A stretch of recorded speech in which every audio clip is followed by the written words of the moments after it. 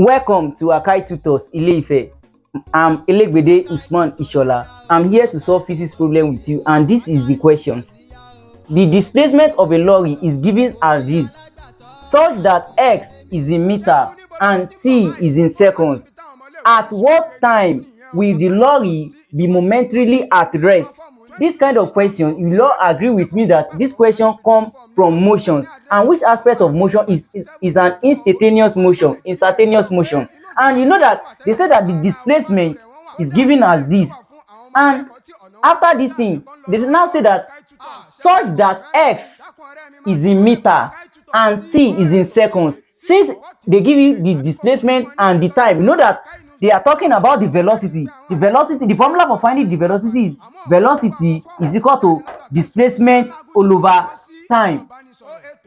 At what time will the lorry be momentarily at rest? You know that when the lorry is momentarily at rest, it means that the velocity is equal to 0.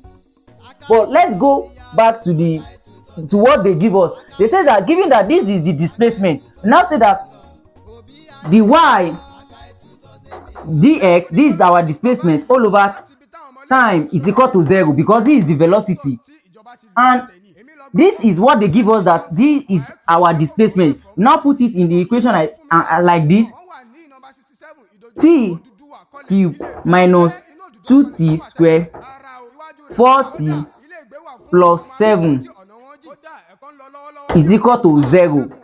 But in this kind of question, this is the displacement. If you differentiate the displacement, you get the velocity, but this is not the velocity. You need to differentiate it, and in differentiating a number, when they give you question like this, that you should differentiate it. Like take for instance the first one here, we have t raised to the power of 3. This 3 here will come to this side, and you remember that there is one particular number here that they don't normally write, which is 1. 3 times 1, this is 3. Write it down like this, and this 3 will still remain here. Now say that you now subtract 1 from this number that is usually above here. Now say that 3 minus 1, this will now be 3 raised to the power of 2 when you are differentiating, minus here also we have 3 raised to the power of 2 here. Use this 2 to times this 2 here. 2 times 2, this is 4. After you do it the way you do this one, subtract 1 from this 2 that is above. This will now be 2 minus 1, which is also 1. We don't need to write it. T raised to the power of 1 is also t, minus we have 40 here, and you know that this 40 is the same thing as 40 raised to the power of 1. This 1 here we times this 4. 1 times 4, this is 4, and you know that there is 1 here, and we usually subtract 1 from it. This will now be 1 minus 1, which is 0, meaning that the t will cancel out, and plus what do we have here? You have 7, and mind you, when you are differentiating a whole number, it always be equal to 0 because there is no letter there. Is equal to 0. By rewriting this thing now be 2 square minus 40 minus 4 is equal to 0. This equation like this has resemble the quadratic equation in mathematics. That means you have to solve it quadratically by saying 3 square minus 40 minus 4 is equal to 0. But don't forget that they ask us that at what time is this time we want to find. But if you have a question like this in mathematics, in quadratic equation, because how do you know that it's quadratic equation? Because of this tx raised to the power of 2. Suppose we have a case like this, 3 raised to the power of s here. You know that this is a polynomial, but this is a quadratic equation because of 3 raised to the power of 2. Suppose we have 3 raised to the power of 3 here, that is polynomial. But since it is 3 raised to the power of 2, this is quadratic equations. And in quadratic equation in mathematics, if you have a particular equation like this, and there is one particular number here which is 3, this 3 will go and times this last number which is 4. This thing will now be 3 times 4. This is 3 times minus 4. This is minus 12. And whenever you times this 3 or any number that is here with the last number here, the number you get, just write it somewhere and look for the number that, and after we write this thing now, we now discover that we have minus 12. What are the two numbers that when you times it together, it will give you minus 4, and when you add it together it will give you minus 4 again. And you will all agree with me that minus 6 plus 2 will give us minus 4. Let's verify this. Minus 6 times minus 2, it will give us 12, which is this thing. Don't look at this thing again because of this 3. What we have here is 12, not 4 again, but we just put 4 here because of this 3.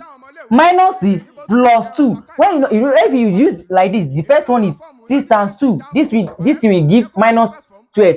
The second one is minus 6 plus 2. You know that when you add these things together, we get minus 4, meaning that the letter that we're going to use is minus 6 plus 2. Now say 2x minus 6t minus 2t. This will, because of this 2 is plus 2t is equal minus 4 is equal to 0. And since you have this thing like this, just introduce bracket to this thing, introduce bracket, and these two letter here, we have something that is common, which is 3. 3t, 3 is common, t also is common. Bracket 3 here, it will give us t minus 3 here is what? 2. 3t here is 2, close bracket, plus something is common here, which is 2. We have 2 bracket t minus 2 in 4 is 2 is equal to 0. And in quadratic equation, if what is in this bracket is equal to the what is in this bracket, meaning that your answer is correct. Now for this forward, you can now say that 3t plus 2 is equal to 0, or 2, the one that is in bracket, minus 2 is equal to 0. You can now say that 3t is equal to, because we are looking for the time, this 2 will come here to be minus 2 is this 2 will come to this side to become minus. By making t the subject of the formula, we have minus 2 all over 3.